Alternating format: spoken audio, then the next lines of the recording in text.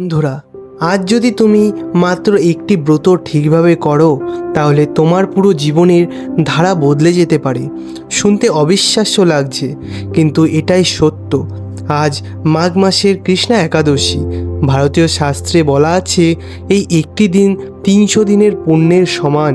শুধু তাই নয়, এই দিনে সঠিকভাবে পালিত ব্রত থেকে মানুষ পায় পূর্ববর্তী সকল পাপের ক্ষয়, মনের গভীর শান্তি, ভগবানের থেকে সরাসরি কৃপা এবং আশীর্বাদ। কিন্তু জানো কি, আমাদের মধ্যে 90% মানুষ জানেন না এই পবিত্র দিন ঠিক কখন কি করতে হয়, কিভাবে ব্রত করলে আসল ফল পাওয়া যায়, কোন কাজগুলো সবচেয়ে গুরুত্বপূর্ণ। আজকের এই ভিডিওতে আমি আপনাকে শেখাবো ভোর থেকে রাত পর্যন্ত কিভাবে মাঘ কৃষ্ণ একাদশী পালন করতে হয়, একদম সহজ ভাষায়, কোনো জটিলতাই ছাড়াই। কিন্তু এখানে একটি বিশেষ কথা আছে। ভিডিওটা শেষের দিকে আমি বলবো এমন একটি কাজ যেটা করলে তোমরা একাদশী সম্পূর্ণভাবে সার্থক হয়ে যাবে, যেটা বেশিরভাগ মানুষ জানেও না। তো চলো শুরু করি। হ্যাঁ, এবং ভিডিওটা সম্পূর্ণভাবে দেখো, কারণ প্রতিটি মিনিটে গুরুত্বপূর্ণ তথ্য আছে। প্রথমেই জেনে নিই মাঘ কৃষ্ণ একাদশী আসলে কি। এটা বছরের দ্বাদশ একাদশীগুলির মধ্যে একটি। মাঘ মানে জানুয়ারি ফেব্রুয়ারি মাসের সময়কাল, এবং কৃষ্ণ একাদশী মানে চাঁদের কমলা পক্ষের একাদশী তিথি। এই দিনটাকে ঠান্ডা একাদশীও বলা হয়। শীতকালের এই সময় প্রকৃত এক ধরনের প্রশান্তি এবং শান্তি নিয়ে আসে, এবং আধ্যাত্মিকভাবে এই সময়ে মানুষের অভ্যন্তরীণ শক্তি জাগ্রত হয়। হিন্দু শাস্ত্রে, বিশেষত পদ্মপুরাণে বলা আছে ভগবান বিষ্ণু নিজে এই দিনে পৃথিবীতে আবির্ভূত হন। তাই এটি শুধু একটি দিন নয়, এটি ঐশ্বরিক শক্তির সাথে সংযোগের এক অপূর্ব সুযোগ। এই দিনে উপবাস রাখা মানে শুধু খাবার ছেড়ে দেওয়া নয়, এটি আসলে নিজের মন ও শরীরকে শুদ্ধ করার একটি প্রক্রিয়া। যোগশাস্ত্র অনুযায়ী একদিনের উপবাস মানুষের শরীরে জমা বিষাক্ত পদার্থ বের করে দেয় এবং একই সাথে আত্মাকে আরও শক্তিশালী করে। তাই মা কৃষ্ণ একাদশী হলো শরীর এবং আত্মার উভয়ের জন্য একটি সম্পূর্ণ বিশুদ্ধিকরণ দিবস। এখন প্রশ্ন হলো কিভাবে শুরু করব। সকাল 4টে ঘুম থেকে উঠে চেষ্টা করতে হবে। শীতে একটু কঠিন হতে পারে, কিন্তু এটাই ব্রতের প্রথম শর্ত। তাড়াতাড়ি উঠলে মন পরিষ্কার থাকে এবং ব্রত পালনে মনোযোগ বাড়ে। উঠে প্রথমেই টয়লেট করে নাও, তারপর হালকা গরম জলে স্নান করো। স্নান করার সময় মনে মনে ভগবানকে নাম জপ করো, ওং নমো নারায়ণায় বা ওং নমো ভগবতে বাসুদেবায় বলতে থাকো। স্নান শেষে সম্পূর্ণভাবে শুকিয়ে নাও। দ্বিতীয়বার শুদ্ধ পরিষ্কার কাপড় পরে নাও। হলুদ বা সাদা রঙের পোশাক বিশেষ শুভ। এর কারণ হলুদ ও সাদা দুটো আধ্যাত্মিক পবিত্রতার প্রতীক। ঘরের একটি পরিষ্কার জায়গা বেছে নাও। পূর্ব ও উত্তর দিকে কোণ সবচেয়ে ভালো, সেখানে একটি ছোট্ট টেবিল রাখো বা মাটিতে চাদর বিছিয়ে নাও। এখানে রাখো ভগবান বিষ্ণু বা শ্রীকৃষ্ণর মূর্তি বা ছবি।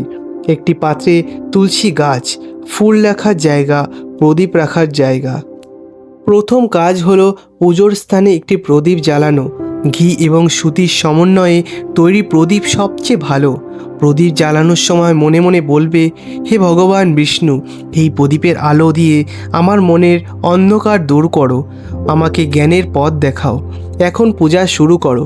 প্রথমে হাত জড়ো করে ঠাকুরের সামনে 3বার নমস্কার করো, তারপর ফুল অর্পণ করো, তুলসী পাতা দাও, যদি ফল থাকে সেগুলোও রাখো। এই সময় বলো, হে বিষ্ণু, আমি এই দিনটা পবিত্রভাবে পালন করছি। আমার মন ও শরীরকে শুদ্ধ করো, আমার পরিবার এবং সকলকে সুখী রাখো। এখন মন্ত্র জপ করো। সবচেয়ে সহজ এবং শক্তিশালী মন্ত্র হলো ওং নমো ভগবতে বাসুদেবায়। এই মন্ত্রটা 108 বার বলার চেষ্টা করো। যদি জপমালা থাকে তাহলে সেটা ব্যবহার করো, না হলে মনে মনে গুণে যাও। এই সময় আর কোনো বিরক্তকর চিন্তা করবে না, শুধু ভগবান বিষ্ণুর নাম মনোযোগ দিয়ে করো। সকাল 6টা থেকে 9টা পর্যন্ত এই কাজগুলো শেষ করার চেষ্টা করো। এখন যখন সকালের পুজো শেষ, দিনটা এগিয়ে যাচ্ছে, তখন কি করবে? দুপুরের সময়, এই সময় ব্রত পালনের জন্য 3টি বিকল্প আছে। তুমি যেটা পারো সেটাই বেছে নিতে পারো। প্রথমত, নির্জলা ব্রত। এটি সবচেয়ে কঠিন, সাধারণ এমনকি জলও খাবে না, এটি অভিজ্ঞ ভক্তদের জন্য। দ্বিতীয়ত, ফলাহার ব্রত। এটি সাধারণ মানুষের জন্য। এই ব্রতে খেতে পারেন কলা, আপেল, আঙুর ফল, তরমুজ, দুধ, দই, মধু কিংবা তুলসী পাতার চা। দুপুরে খাবারের হলো একটি বাটিতে দুধ এবং ফল মিলিয়ে খাও। এটি স্বাস্থ্যকর এবং ভক্তিপূর্ণ উপায়। তৃতীয়ত হলো নিরামিষ ভোজন। শুধু সবজি এবং রুটি খাও, কোনো মাছ, মাংস, ডিম নয়। কোনো বিকল্পই বেছে নাও না কেন, মূল কথা হলো ভক্তিভাবে এবং সচেতনভাবে খাওয়া। খাওয়ার আগে ভগবানকে প্রণাম করে খাবার তার সামনে রাখো, তারপর খাও। খাবারের সময় মনে মনে ভাবো, এই খাবার আমাকে শক্তি দেবে যাতে আমি ভগবানের নাম স্মরণ করতে পারি। দুপুরে অন্যান্য কাজ হলো, খাওয়ার পর যদি সময় থাকে গীতা পড়ো।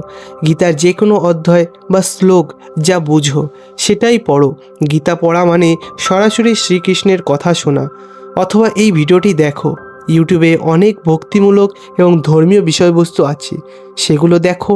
অথবা মন্ত্র জপ চালিয়ে যাও, হরে কৃষ্ণ বা ওং নমো নারায়ণায়। এই মন্ত্রগুলি বারবার বলো। এক্ষুনি যা সম্পূর্ণ গুরুত্বপূর্ণ তা হলো মনটাকে পরিষ্কার পরিচ্ছন্ন রাখা। খারাপ চিন্তা, রাগ, বিরক্ত সব কিছু বাদ দিয়ে শুধু ভগবান দিকে মনোযোগ রাখো। বিকালের সময়, এই সময়টা রোদ একটু মৃদু থাকে। তুমি যদি পারো তাহলে ছাদে বা বাইরে বসে মন্ত্র জপ করতে পারো। প্রকৃতির কাছাকাছি থাকলে মন আরও শান্তি আসে।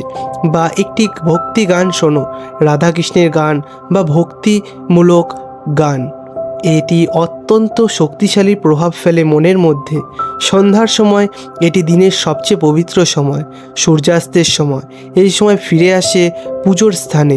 আবার প্রদীপ জ্বালাও, তারপর প্রথমে নমস্কার করো, 3বার হাত জোড়ো করে ষষ্ঠাঙ্গে প্রণাম করো। তারপর বলো, হে ভগবান বিষ্ণু, আমি আজ আমার পুরো মন ও শরীর দিয়ে তোমার উপাসনা করছি। আমার পরিবারকে রক্ষা করো, আমাদের সবাইকে সঠিক পথ দেখাও। সন্ধ্যায় আবার 108 বার মন্ত্র জপ করুন। সন্ধ্যা 8টার পর রাত নেমে আসে। এটা অত্যন্ত বিশেষ সময়, ডিনারের সময়। কিন্তু একাদশীতে যদি ফলাহার ব্রত রাখো তাহলে রাতেও ফল ও দুধ খেতে পারো, একটা হালকা খাবার। যদি নির্জলা ব্রত রেখে থাকো তাহলে এখনও জল খাবে না। সবচেয়ে শেষে পরের দিন সূর্যোদয়ের প্রথম খাবার এবং জল খাবে। এই রাতে টিভি, মোবাইল বন্ধ করে দাও অথবা অত্যন্ত কমিয়ে দাও। পরবর্তী কি করবেন? কীর্তন করো, পরিবারের সবাই এক জায়গায় বসে ভগবানের নাম গান গাও। হরে রাম হরে কৃষ্ণ গানটি গাও। এটি অত্যন্ত শক্তিশালী এবং সবার মনে আনন্দ আনে। জাগরণ করো, সারা রাত জেগে থাকা একাদশী সবচেয়ে ফলপ্রসূ কাজ, কিন্তু এটা সবার জন্য সম্ভব নয়। তাই যদি সম্ভব হয় রাত 10টার পর শোবার চেষ্টা করবেন না। রাত 12টা থেকে 2টো পর্যন্ত মন্ত্র জপ করুন। 2টো থেকে 4টে পর্যন্ত গীতা পড়ো। 4টের পর আবার উঠে স্নান করো এবং নতুন দিনের পূজা শুরু করো। যদি সারা রাত জেগে থাকা সম্ভব না হয় তাহলে রাত 10টার আগে শুও না, কিন্তু শোয়ার আগে ভগবানের কাছে প্রার্থনা করো, হে ভগবান বিষ্ণু, আজ আমি যতটা পারি তোমার উপাসনা করছি। আমার দুর্বলতার জন্য আমাকে ক্ষমা করো, আগামীকালের জন্য আমাকে শক্তি দাও। তারপর ঘুমাও। এই প্রার্থনা থেকে ভগবান খুবই সন্তুষ্ট হবেন। যারা সারা রাত জাগবে তাদের জন্য যোগ করার কথা মাথায় রেখো না, শুধু ভগবানের স্মরণ করো। মন শান্ত রাখো, কোনো বিরক্তকর বিষয় চিন্তা করবে না। আর যারা শুয়ে থাকবে 10টার মধ্যে বিছানার আগে চলে যাও। একাদশীর পর্যাপ্ত ঘুম প্রয়োজন। ঘুম এবং ভক্তি দুটোই এক্ষেত্রে সমান গুরুত্বপূর্ণ। এখন প্রশ্ন আসে, এত সব করলে কি ফল পাওয়া যায়? শাস্ত্র অনুযায়ী যদি কেউ সত্যতা ও ভক্তির সাথে একাদশী ব্রত পালন করে তাহলে তাকে 5টি প্রধান বিষয় প্রদান করা হয়। পুনর্জন্মের পাপ মোচন। আমরা সবাই বিভিন্ন সময় কম বেশি পাপ করি, মিথ্যা বলি, কাউকে কষ্ট দিই, লোভ করি, রাগ করি। এই সমস্ত পাপ আমাদের আত্মায় ছাপ ফেলে। একাদশীর এই ব্রত এই পাপগুলিকে মোচন করে দেয়। এটি একটি আধ্যাত্মিক ডিটক্স। বৈজ্ঞানিকভাবেও এটি সত্যি। একদিনের উপবাস শরীরের বিষাক্ত পদার্থ বের করে দেয় এবং নতুন কোষ তৈরিতে সাহায্য করে। এক্ষেত্রে শুধু শারীরিক নয়, আধ্যাত্মিকভাবে এটা কাজ করে। যারা একাদশীর ব্রত করছে তারা সবাই বলেন সেদিন অসাধারণ মানসিক শান্তি পাওয়া যায়, চিন্তা কমে যায়, উদ্বেগ দূর হয়, মন প্রফুল্ল থাকে। এর কারণ হলো যখন আমরা মন্ত্র জপ করি, গীতা পড়ি এবং ভগবানের নাম স্মরণ করি, তখন মস্তিষ্কে একটা ইতিবাচক রাসায়নিক পরিবর্তন আসে। একাদশী যখন আমরা উপবাস করি এবং হালকা খাবার খাই, তখন পাচক শক্তি বৃদ্ধি পায়, পেটের সমস্ত বর্জ্য পদার্থ বেরিয়ে যায়, রক্ত পরিশোধন ঘটে, রোগ প্রতিরোধ ক্ষমতাও বৃদ্ধি পায়। যোগশাস্ত্র অনুযায়ী মাঝে মাঝে উপবাস শরীরকে যুবক রাখে এবং রোগ থেকেও দূরে রাখে। একাদশীর শেষে এখন আসল পরীক্ষা পরের দিন, দ্বাদশী তিথিতে। সূর্যোদয়ের পর প্রথম কাজ হলো আবার স্নান করা এবং তারপর সবার সাথে মিলে ভোজন করা। এটা ব্রত ভাঙার নিয়ম, কিন্তু এখনও একটি বিশেষত্ব আছে। ভোজন করার সময় খুব বেশি খাবে না, হালকা এবং গুণমানের খাবার খাও এবং ভোজনের আগে সবার আগে গরিব এবং ভক্ত মানুষদের খাবার খাওয়াও। কারণ শাস্ত্রে বলা আছে ব্রতের প্রকৃত ফল পাওয়া যায় যখন আমরা অন্যদের ভক্তি এবং ভালোবাসা দিয়ে খাওয়াই। এই দিনটিতে নিজের পরিবারের সাথে সময় কাটাও, ছোটদের কাছে একাদশীর গল্প বলো, তাদের শেখাও যে কেন একাদশী করা প্রয়োজন। এটা করলে পরবর্তী প্রজন্মে এই ঐতিহ্য বজায় থাকবে। এখন গুরুত্বপূর্ণ কথা মনে রাখবেন, একাদশী একবার করা শেষ নয়। বছরে 24টি একাদশী আছে আর প্রতিটি সমান গুরুত্বপূর্ণ। তাই যদি মাঘ একাদশীর ফল পাও তাহলে পরবর্তী একাদশীগুলিও একই নিষ্ঠা এবং সততার সাথে করে যেও। এভাবে বছর চলে যাওয়ার সাথে সাথে তোমার আধ্যাত্মিক উন্নতিও ঘটবে এবং একসময় তুমি দেখবে তোমার জীবনটা সম্পূর্ণভাবে রূপান্তরিত হয়েছে। বন্ধুরা, এখন যখন আমরা এই ভিডিওটির শেষের দিকে চলেই এসেছি, আমি তোমাকে একটি ব্যক্তিগত বার্তা দিতে চাই। জীবন কঠিন, সবাই ভুগছে। কেউ আর্থিক সমস্যা, কেউ সম্পর্কের সমস্যা, কেউ স্বাস্থ্যের সমস্যা। এটাই জীবনের বাস্তবতা। কিন্তু এমন একটি শক্তি আছে যা এই সমস্ত সমস্যাকে দূর করতে পারে এবং সেই শক্তি হলো আধ্যাত্মিকতা। একাদশী তার একটি মাত্র মাধ্যম। শুধুমাত্র একটি দিনে যখন আমরা নিজেদের শুদ্ধ করি এবং ভগবানের কাছে আত্মসমর্পণ করি, তখন আমাদের জীবনে একটি বিপুল শক্তি প্রবেশ করে এবং সেই শক্তি থেকেই আসে সমস্যার সমাধান, আসে নতুন দিকে নির্দেশনা, আসে আশা এবং সাহস। তাই আমরা আপনাদের কাছে অনুরোধ, এই মাঘ কৃষ্ণ একাদশীতে গুরুত্ব সহকারে নিন, সম্পূর্ণ নিষ্ঠার সাথে পালন করুন এবং দেখুন কিভাবে আপনার জীবন পরিবর্তন আসে। প্রতিটি একাদশী রাত যখন তুমি শুতে যাবে তখন এই প্রার্থনাটি করবে, হে অসীম শক্তি, হে সর্বত্রব্যাপী ঈশ্বর, আমি আমার সমস্ত সীমাবদ্ধতা তোমার কাছে অর্পণ করছি। আমার মনের সমস্ত অন্ধকার দূর করে দাও, আমাকে জ্ঞানের পথ দেখাও। আমার পরিবার, আমার দেশ এবং সমগ্র বিশ্বকে সুখী এবং শান্তিপূর্ণ রাখো। এই প্রার্থনা করলে তুমি যা বিশ্বাস করো ভগবান তা অবশ্যই শুনবেন। এই ভিডিওটা যদি তোমার কোনোভাবে সাহায্য করে থাকে তাহলে একটি লাইক দাও এবং এটা শেয়ার করো যাতে আরও মানুষ এই সঠিক নিয়ম জানতে পারে। কমেন্টে বলো তুমি এই বছর কিভাবে একাদশী পালন করার পরিকল্পনা করছো, তোমার অভিজ্ঞতা শেয়ার করো। আর হ্যাঁ, চ্যানেলটা সাবস্ক্রাইব করে যেতে ভুলো না। পরবর্তী একাদশী এবং অন্যান্য ধর্মীয় বিষয়বস্তু পেতে থাকো। ভগবান তোমার আশীর্বাদ করুক। নমস্কার।